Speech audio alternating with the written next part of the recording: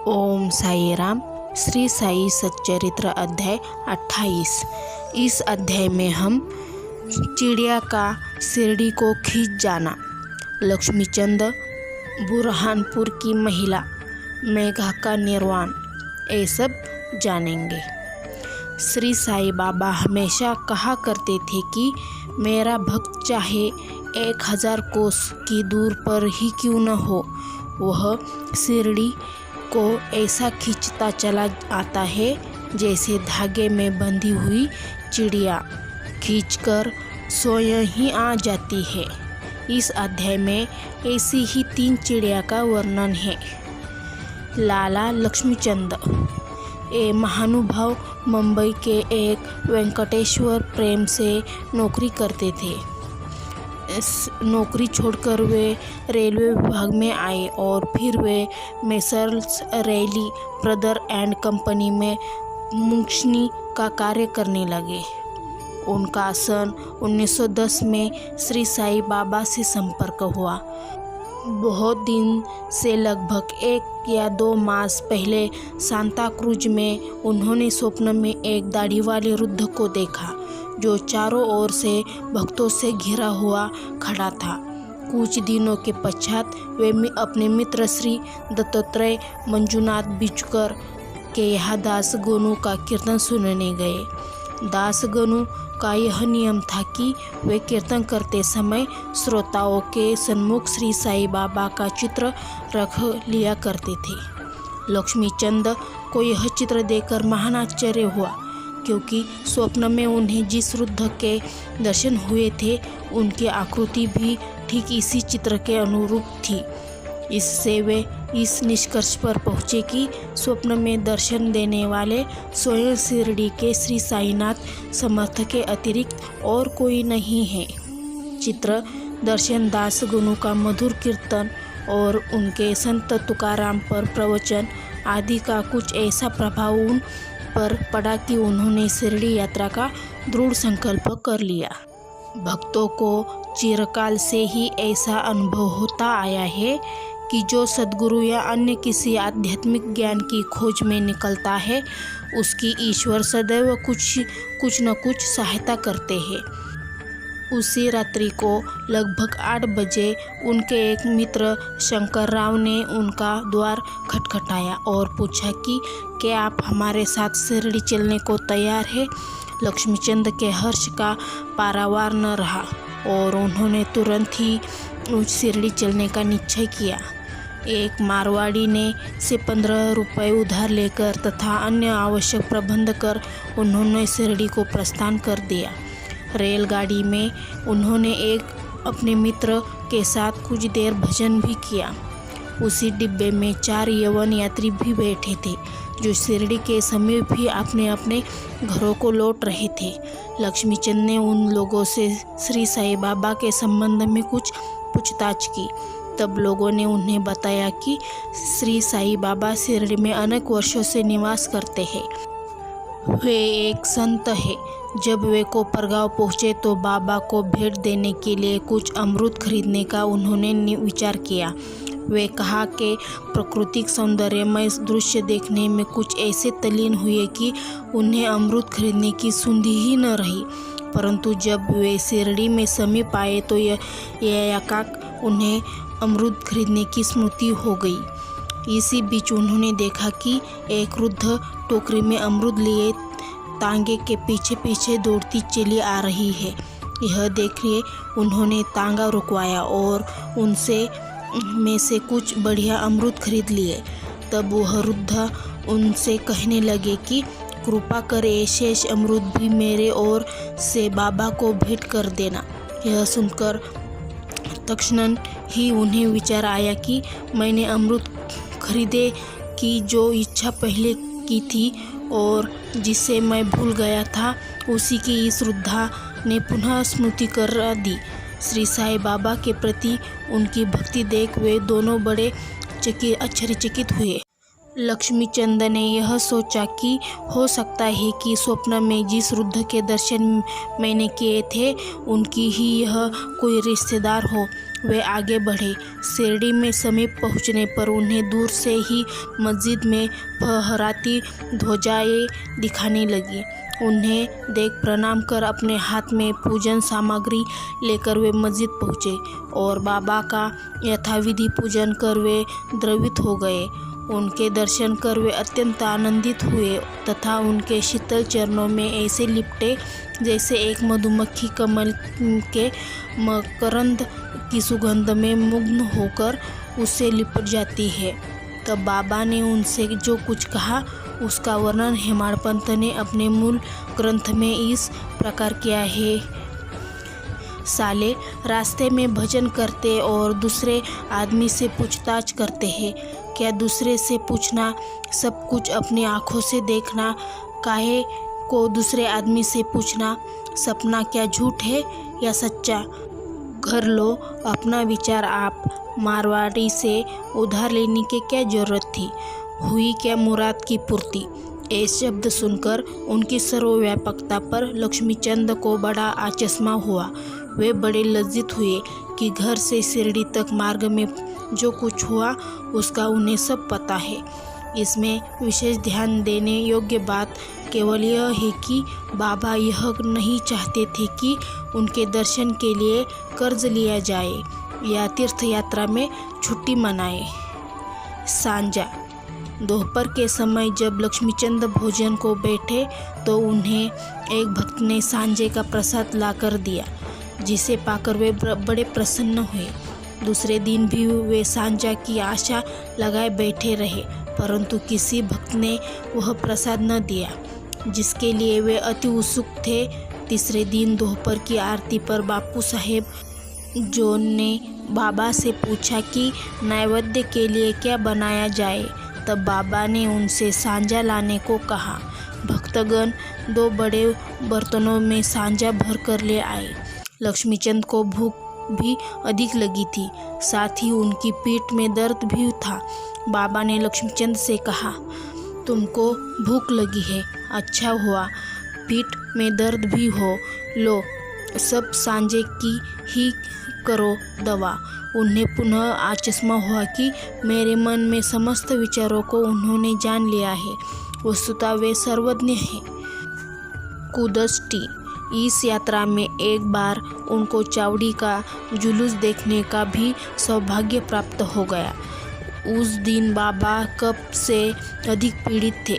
उन्हें विचार आया कि इस कफ का कारण शायद किसी की नज़र लगी हो। दूसरे दिन प्रातःकाल जब बाबा मस्जिद को गए तो श्यामा से कहने लगे कि कल जो मुझे कफ से पीड़ा हो रही थी उसका मुख्य कारण किसी की कुदृष्टि ही है। मुझे तो ऐसा प्रतीत होता है कि किसी की नज़र लग गई है, इसलिए यह पीड़ा मुझे हो गई है। लक्ष्मीचंद के मन में जो विचार उठ रहे थे वही बाबा ने भी कह दिए।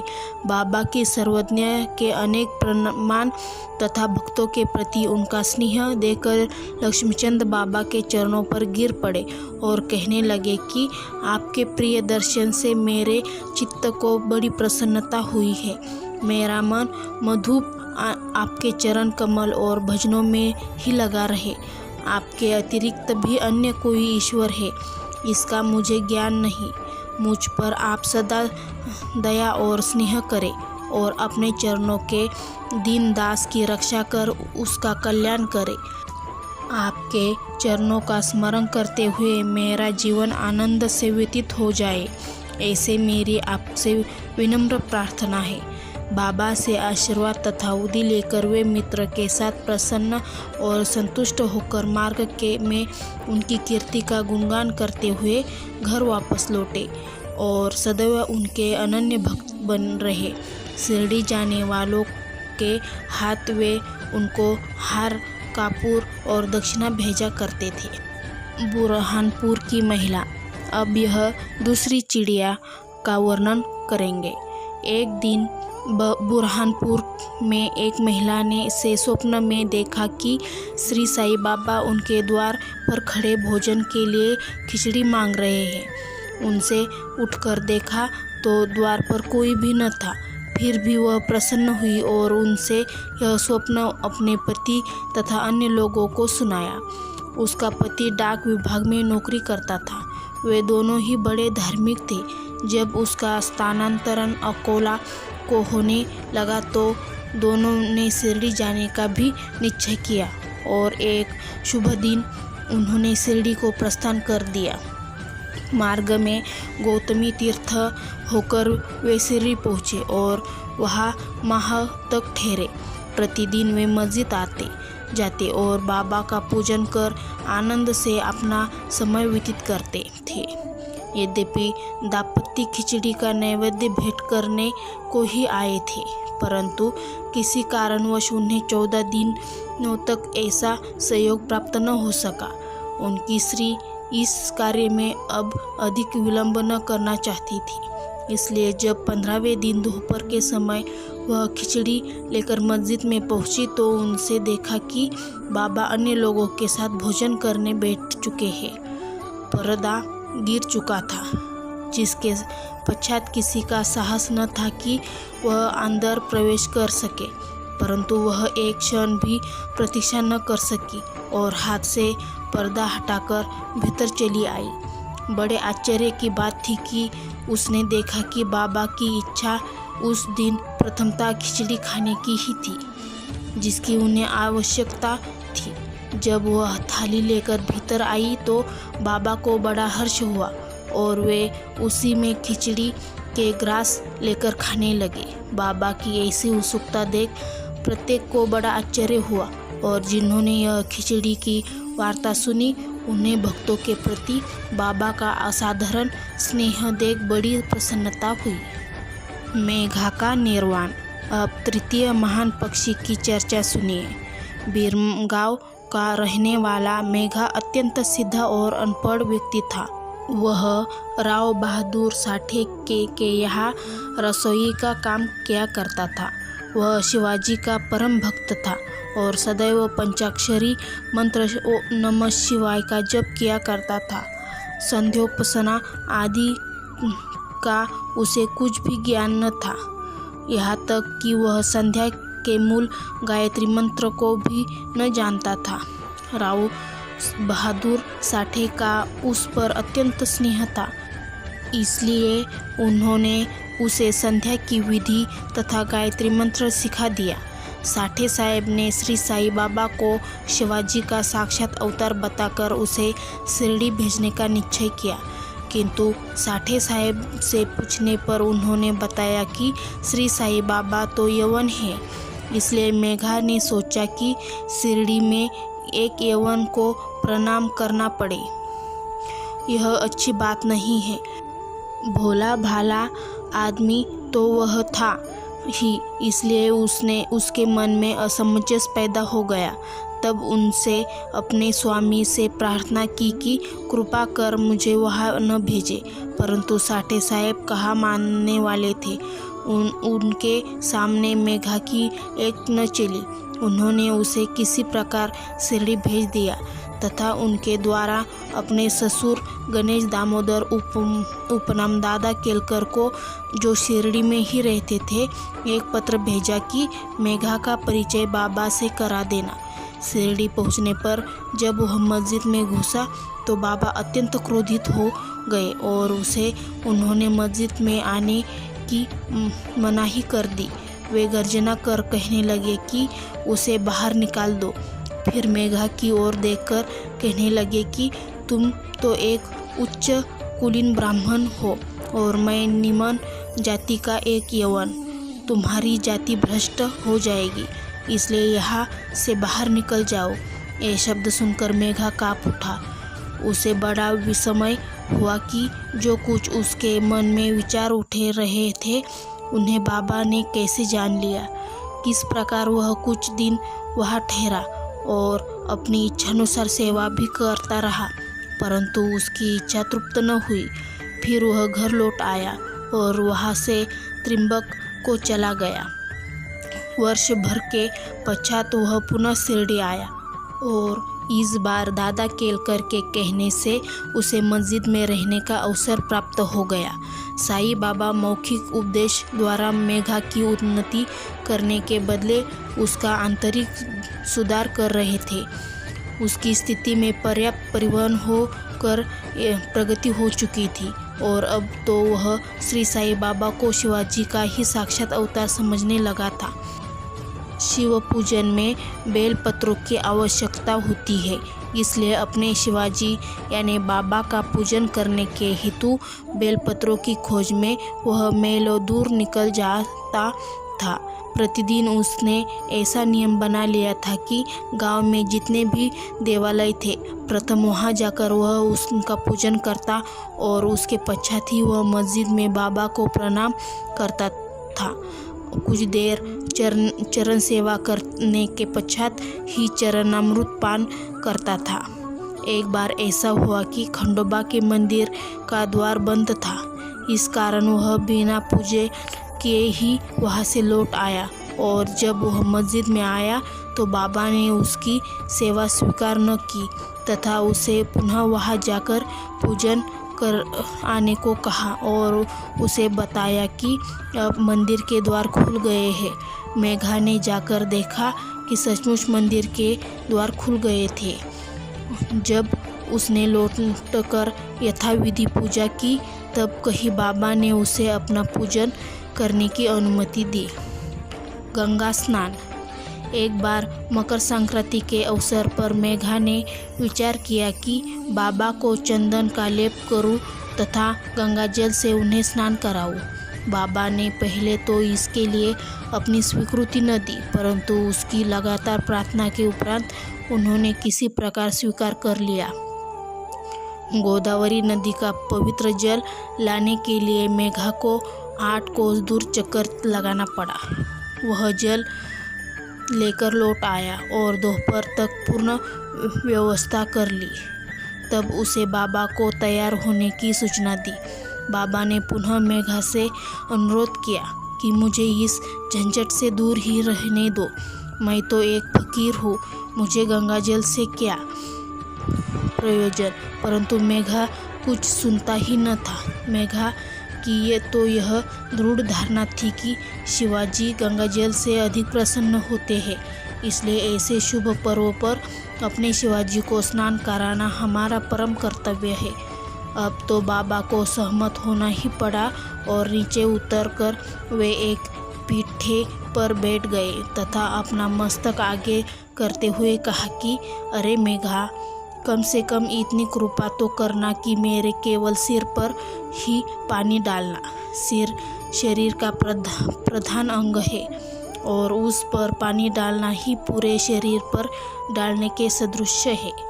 मेघा ने अच्छा कहते हुए बर्तन उठाकर सिर पर पानी डालना प्रारंभ कर दिया। ऐसा करने से उसे इतनी प्रसन्नता हुई कि उसने उच्च स्वर में हर हर गंगे की ध्वनि करते हुए सच में बर्तन का पानी बाबा के संपूर्ण शरीर पर उड़ने दिया और फिर पानी का बर्तन एक ओर रखकर वह बाबा की ओर निहारता लगा। उसने देखा कि बाबा का तो केवल सिर ही भीगा है और शेष भाग जो का त्यो बिल्कुल सूखा ही है। यह देख उसे बड़ा आश्चर्य हुआ। त्रिशूल और पिंडी। मेघा बाबा को 2 स्थानों पर स्नान कराया करता था। प्रथम वह बाबा को मस्जिद में स्नान कराता और फिर वाड़े में नाना साहेब चांदोरकर द्वारा प्राप्त उनके बड़े चित्र को। इस प्रकार यह क्रम 12 मास तक चलता रहा। बाबा ने उसकी भक्ति तथा विश्वास दृढ़ करने के लिए उसे दर्शन दिए। एक दिन प्रातःकाल मेघा जब निद्रावस्था में अपने शैया पर पड़ा हुआ था तब उसे उनके श्री दर्शन हुए। बाबा ने उसे जागृत जानकर अक्षत फेंके और कहा कि मेघा, मुझे त्रिशूल लगाओ। इतना कहकर वे अदृश्य हो गए। उनके शब्द सुनकर उसने उत्सुकता से अपनी आंखें खोली, परंतु देखा कि वहाँ कोई नहीं था। केवल अक्षत ही यहाँ वहाँ बिखरे पड़े हैं। तब वह उठकर बाबा के पास गया और उन्हें अपना स्वप्न सुनाने के पश्चात उसने उन्हें त्रिशूल लगाने की आज्ञा मांगी। बाबा ने कहा कि क्या तुमने मेरे शब्द नहीं सुने कि मुझे त्रिशूल लगाओ? अब कोई स्वप्न तो नहीं, वरन मेरी प्रत्यक्ष ज्ञानी थी। मेरे शब्द सदैव अर्थपूर्ण होते हैं। मेघा कहने लगा कि आपने दया कर मुझे निद्रा से जागृत तो कर दिया है, परंतु सभी द्वार पूर्णतः ही बंद देखकर मैं मुठभर भ्रमित हो उठा हूँ कि कहीं स्वप्न तो नहीं देख रहा था। बाबा ने आगे कहा कि मुझे प्रवेश करने के लिए किसी विशेष द्वार की आवश्यकता नहीं है। न मेरा कोई रूप ही है और न कोई अंत है। मैं सदैव सर्वभूतों में व्याप्त हूँ। जो मुझ पर विश्वास रखकर सतत मेरा ही चिंतन करता है, उसके सब कार्य मैं स्वयं ही करता हूँ और अंत में उसे श्रेष्ठ गति देता हूँ। मेघावाड़े को लौट आया और बाबा के चित्र के समीप ही दीवार पर एक लाल त्रिशूल खींच दिया। दूसरे दिन एक रामदासी भक्त पुणे से आया। उसने बाबा को प्रणाम कर शंकर की एक पिंडी भेंट दी कि उस समय मेघा भी वहाँ पहुँचे। तब बाबा उनसे कहने लगे कि देखो, शंकर भोले आए हैं, अब उन्हें संभालो। मेघा ने पिंडी पर त्रिशूल लगा देखा तो उसे महान विस्मय हुआ। वह बाड़े में आया। उस समय काका साहेब दीक्षित स्नान के पश्चात सिर पर तैलिया डाले साई नाम का जप कर रहे थे। तभी उन्होंने ध्यान से में एक पिंडी देखी जिससे उन्हें कौतूहल सा हो रहा है। उन्होंने सामने से मेघा को आते देखा। मेघा ने बाबा द्वारा वह पिंडी काका साहेब दीक्षित को दिखाई।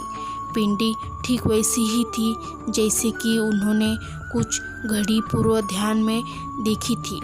कुछ दिनों में जब त्रिशूल का खींचना पूरा हो गया तो बाबा ने बड़े चित्र के पास ही वह पिंडी की स्थापना कर दी। मेघा को शिव पूजन से बड़ा प्रेम था। त्रिपुंड खींचने का अवसर देकर तथा पिंडी की स्थापना कर बाबा ने उसका विश्वास दृढ़ कर दिया।